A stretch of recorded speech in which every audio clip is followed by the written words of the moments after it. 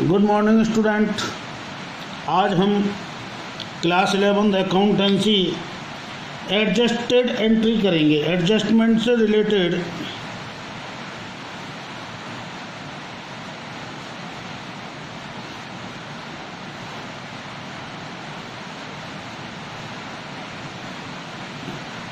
आज हम adjustment entries करेंगे।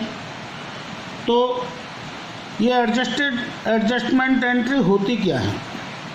एडजस्टमेंट एंट्रीज वो एंट्री होती हैं, those entries are passed at the year end to make necessary adjustment in account so that final account show true and fair view of the result of the business. तो ऐसी entry adjusted entry कहलाती हैं जो पहले पास नहीं हुई थी, यानी eight the end of the accounting year कुछ एंट्री भूलवश रह गई थी या कुछ गलती से रॉन्गली हो गई थी या नहीं हुई थी। तो ऐसी एंट्रियां फाइनल अकाउंट्स को या फाइनल अकाउंट जब भी हम बनाते हैं तो उन एंट्रियों की वजह से कुछ प्रॉफिट गलत शो करता है। तो इस प्रॉफिट को सही करने के लिए हम ये एडजस्टमेंट एंट्री करते हैं। तो पहली एडजस्टमेंट एंट्री होती है क्लोजिंग स्टॉक। क्लोजिंग स्टॉक पहली जनरल एंट्री होती है। क्लोजिंग स्टॉक क्या होता है? Which goods are not sold at the end of the accounting year, यानी ऐसा माल जो अभी बिकने से रह गया है या अभी बिका नहीं है at the end of the accounting year which is known as closing stock.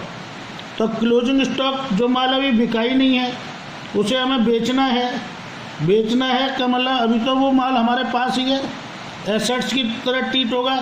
इसका मतलब हमारी एसेट्स बढ़ चुकी है और एसेट्स इंक्रीज होती है तो क्या करते हैं, हम डेबिट करते हैं। तो इसकी एंट्री होगी क्लोजिंग स्टॉक अकाउंट डेबिट।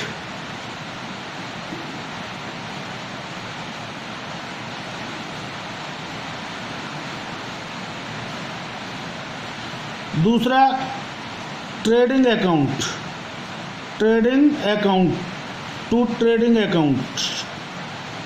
तो ट्रेडिंग अकाउंट क्या होता है? डिक्रीज होता है इतने से, तो बीइंग ट्रेडिंग का प्रॉफिट कम हो जाता है, मतलब इंक्रीज हो जाता है इससे। तो ट्रेडिंग अकाउंट को कम करना पड़ेगा, तो ट्रेडिंग अकाउंट में ट्रांसफ़र कर देती है इसको। तो being closing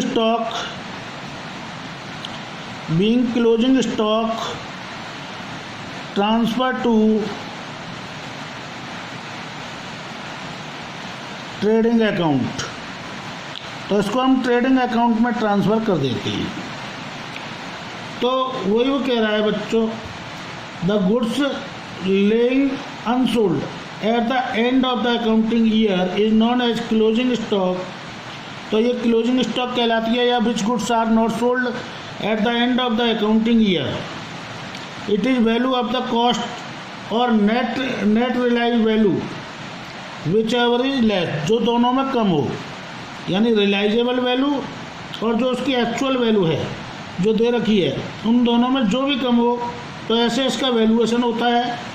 it is given in the additional information में दी जाती है, इसलिए इसको एडजस्टमेंट एंट्री कहते हैं। And not in trial balance, ये ट्रायल बैलेंस में नहीं लिखी जाती। It should be brought into the books in order to calculate the correct gross profit. सही ग्रॉस प्रॉफिट कैलकुलेट करने के लिए हम जो है इसको एंट्री को करते हैं। दूसरी एंट्री है हमारे पास डेप्रीसिएशन।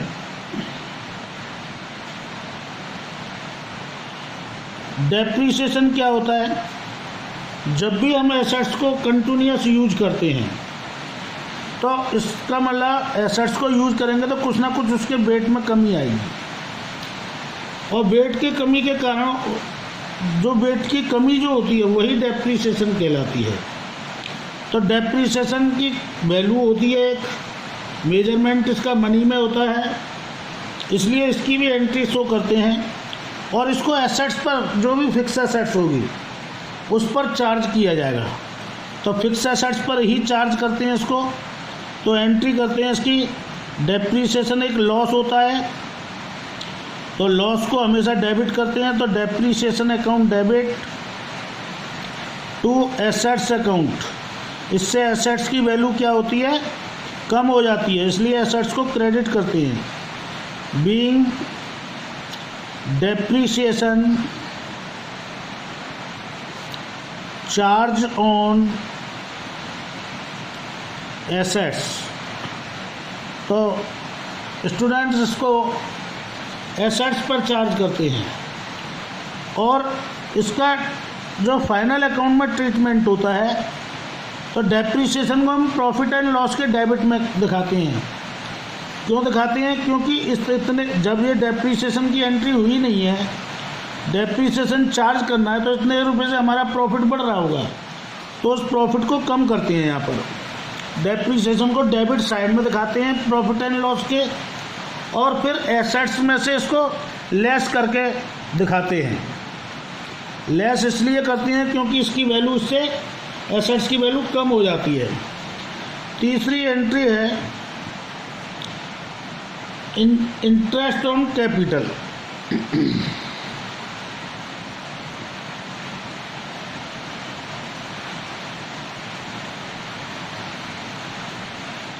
इंटरेस्ट ऑन कैपिटल क्या होती है? इंटरेस्ट ऑन कैपिटल से बच्चों एसेट्स कैपिटल हमारी इंक्रीज हो जाती है, कैपिटल की वैल्यू बढ़ जाती है इंटरेस्ट ऑन कैपिटल से। तो जब कैपिटल की वैल्यू बढ़ जाती है, यानी कि कैपिटल पर इसको चार्ज करते हैं, और कैपिटल पर चार्ज करके इसको प्रॉफिट एंड लॉस के डेबिट साइड में दिखाते हैं। तो इसकी एंट्री होगी interest on capital account debit, interest on capital account debit to capital account. इसे हम कैपिटल पर चार्ज करते हैं। Being interest charged on capital. तो ये कैपिटल पर चार्ज करने की एंट्री हो गई। नेक्स्ट आती है interest on drawing. Interest on drawing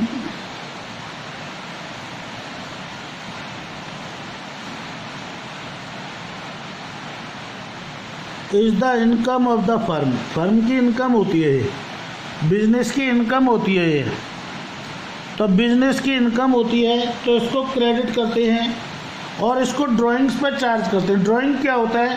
which amount withdraw by the owner for the personal use. अपने पर्सनल यूज के लिए जब ओनर बिजनेस से कुछ पैसा निकाल लेता है, तो उसे हम कहते हैं ड्राइंग। तो ड्राइंग की एंट्री होगी बच्चों, drawings account debit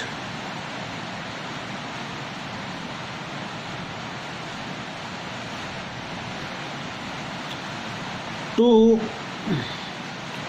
interest on drawing.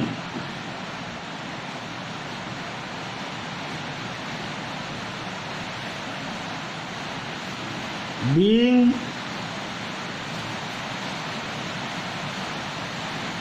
Interest charged on drawings. इसको ड्राइंग्स पर चार्ज किया जाता है, इसलिए drawings account debit to interest on drawings. Being interest charged on drawing. जितने भी ड्राइंग्स किए होंगे ओनर्स ने, तो उस पर ओनर्स को क्या करना पड़ेगा? बिजनेस को इंटरेस्ट देनी पड़ेगी। तो वो है ये। नेक्स्ट है आउटस्टैंडिंग एक्सपेंसेस।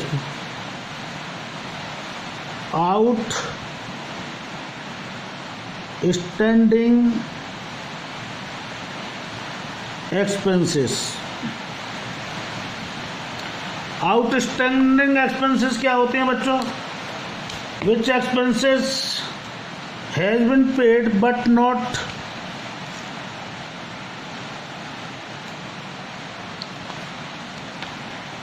रिसीव्ड। अभी रिसीव्ड नहीं हुए हैं लेकिन पेड हो चुके हैं। यानी कि जो हमारा ओनर है, अभी ओनर से पैसा मिला नहीं है लेकिन ओनर के बिहाफ पर हमने पैसा खर्च कर दिया है। तो जब ऐसी बात हो तो बच्चों उसे हम कहते हैं आउटस्टैंडिंग एक्सपेंसेस। तो आउटस्टैंडिंग एक्सपेंसेस की एंट्री होगी एक्सपेंसेस अकाउंट डेबिट, क्योंकि एक्सपेंसेस हमेशा डेबिट होते हैं और पैसे हमारे एक्सपेंस हो चुके हैं, खर्च हो चुके हैं। तो expenses account debit to outstanding expenses, outstanding expenses. अब एक्सपेंसेस की जगह हम कुछ भी लिख सकते हैं। सपोज दैट बेजेज आउटस्टैंडिंग है 100 रुपये से, तो बेजेज लिखेंगे या wages account debit to outstanding wages account. अब आउटस्टैंडिंग बेजेज क्या है तो पर्सनल अकाउंट, इंडिविजुअल अकाउंट है, लेकिन जो है ये कौन सा इंडिविजुअल अकाउंट है?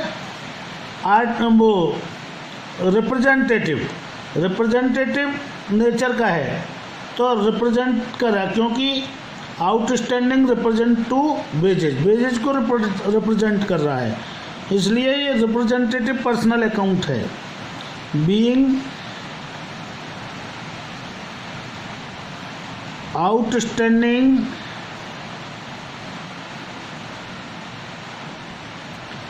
एक्सपेंसेस आर मेड, यानी कि इतने रुपए के आउटस्टैंडिंग एक्सपेंसेस हमने किए हैं। नेक्स्ट देखिए बच्चों, 6 एंट्री है हमारी प्रीपेड एक्सपेंसेस।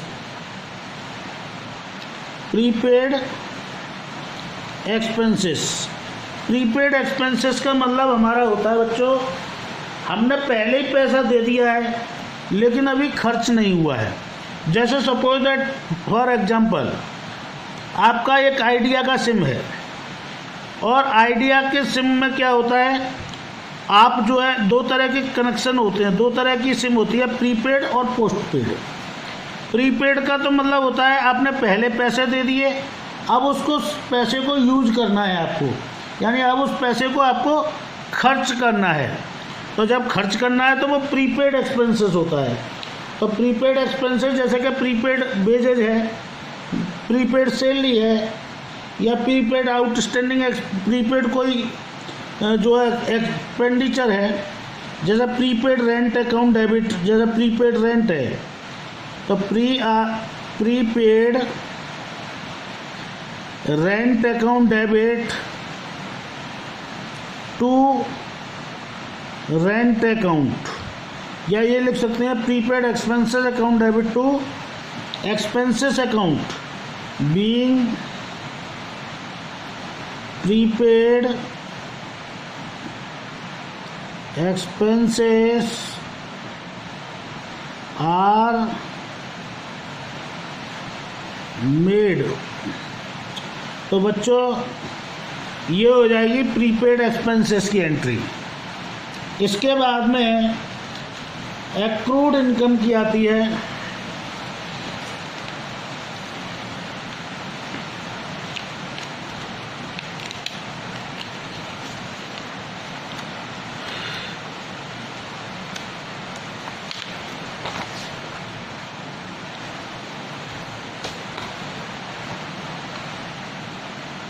नेक्स्ट एंट्री आती है accrued income.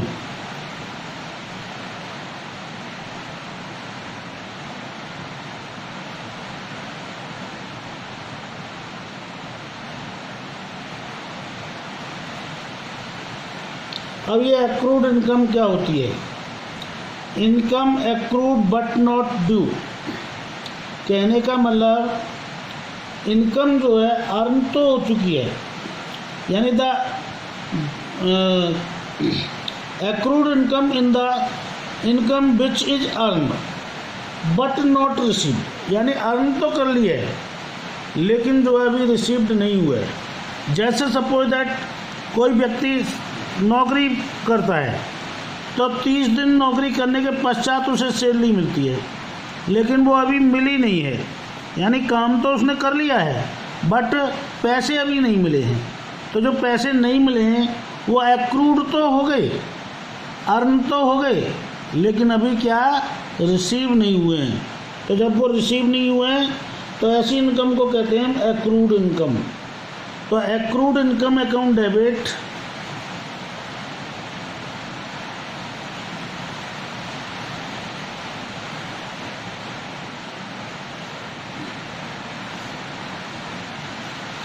To income account being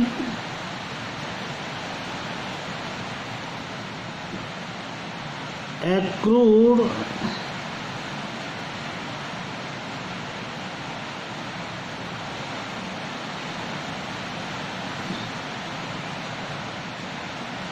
income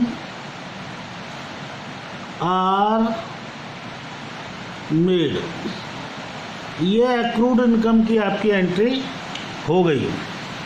इसके बाद में अगली एंट्री आती है income received in advance. Income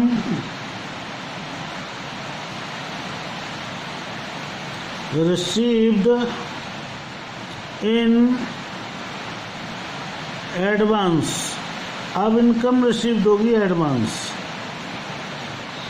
यानी पहले हमें सैलरी मिल गई, उसके बाद में हम नौकरी कर रहे हैं, उसके बाद में हम सेवा दे रहे हैं, तो ऐसे को कहेंगे हम प्रीपेड इनकम या income received in advance. Unearned income जो अभी अर्न नहीं हुई है लेकिन रिसीव हो चुकी है, तो उसके लिए हम एंट्री करते हैं concern income account debit.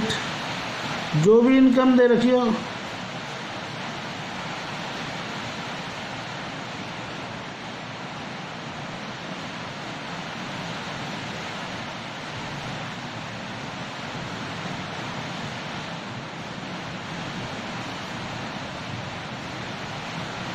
concern income account debit to income received in advance।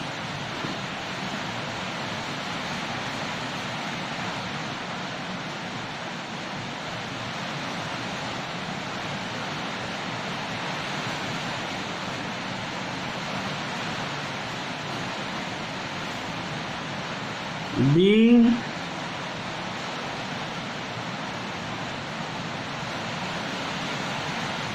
income received in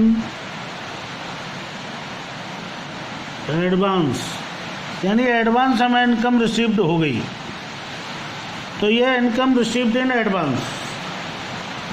तो मित्रों ये हमारी 8 एंट्री हमने की। Closing stock, depreciation, interest on capital, interest on drawing, outstanding expenses, prepaid expenses, accrued income and income received in advance. तो ये हमने adjusted entry पढ़ी। तो these entries are known as the adjusted entry. तो इन एंट्रियों को हम एडजस्टेड एंट्रियों के नाम से जानते हैं। तो ये 6 एंट्री हैं जो कि हमने आज पढ़ी। आइए एक बार इनको दोबारा रिवाइज कर लेते हैं जल्दी जल्दी। तो ये एंट्रियां हैं, पहले closing stock account debit to trading account, being closing stock transfer to trading account. इसको हम ट्रेडिंग अकाउंट में क्या करते हैं, ट्रांसफ़र कर देते हैं। नेक्स्ट है depreciation is charge on the fix assets. Fix assets पर चार्ज की जाती है डेप्रीसिएशन। तो डेप्रीसिएशन को हमने फिक्स एसेट्स पर चार्ज किया, एंट्री कर दी depreciation account debit to assets account being depreciation charge on assets. तो ये हमने एसेट्स के ऊपर डेप्रीसिएशन चार्ज कर दिया। नेक्स्ट आता है interest on capital. Interest on capital is charge on the capital, it is the expenditure of the business. Business का एक्सपेंडिचर होता है, इसलिए इसको डेबिट में करते हैं क्योंकि all the expenses will be increase हो रहे हैं। तो interest on capital account debit to capital account, तो ये इसकी कैपिटल की एंट्री हो गई। Next interest on drawing.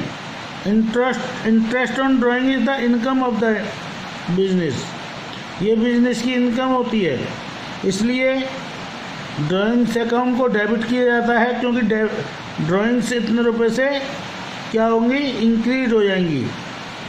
और to interest on drawing, interest on drawing से ड्राइंग क्या हो जाएगी, कम हो जाएगी, तो क्रेडिट करेंगे इंटरेस्ट ऑन ड्राइंग को।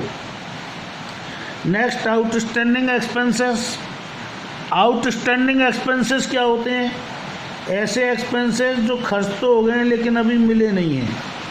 तो expenses account debit to outstanding expenses account. Next prepaid expenses हैं। प्रीपेड एक्सपेंसेस का मतलब होता है हमने पहले ही पेड कर दिए हैं लेकिन अभी ये पैसे हमें मिले नहीं हैं बिजनेसमैन, सॉरी प्रीपेड एक्सपेंसेस हमें पहले ही पैसे मिल गए हैं लेकिन अभी हमने खर्च नहीं किए हैं, तो अब हमें खर्च करने, ये हमारी इनकम है।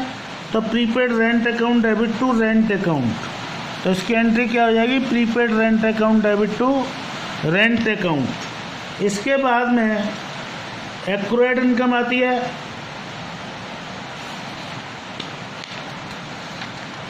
एक्यूरेट इनकम होती है आपकी accurate income account debit to income account. इसके बाद में इनकम रिसीव्ड इन एडवांस, यानी जो पहले ही मिल जाती है लेकिन अभी जो है इनकम जो है अर्न नहीं हुई है, अर्न अभी करना बाकी है उसे, तो उसकी एंट्री हमने देखी। Concern income account debit to income insurance, वो sorry income received in advance, जो रिसीव्ड हो रही है उसे हम क्रेडिट कर देंगे क्योंकि इतना पैसा बिजनेस को रिसीव्ड हो रहा है। तो आज हमने इन एडजस्टमेंट एंट्रियों को पढ़ा। कल की जो वीडियो होगी उसमें हम इससे आगे की जर्नल एंट्रियाँ सीखेंगे। तो ये आपकी हो गई जर्नल एंट्री एडजस्टमेंट से related. Thank you very much.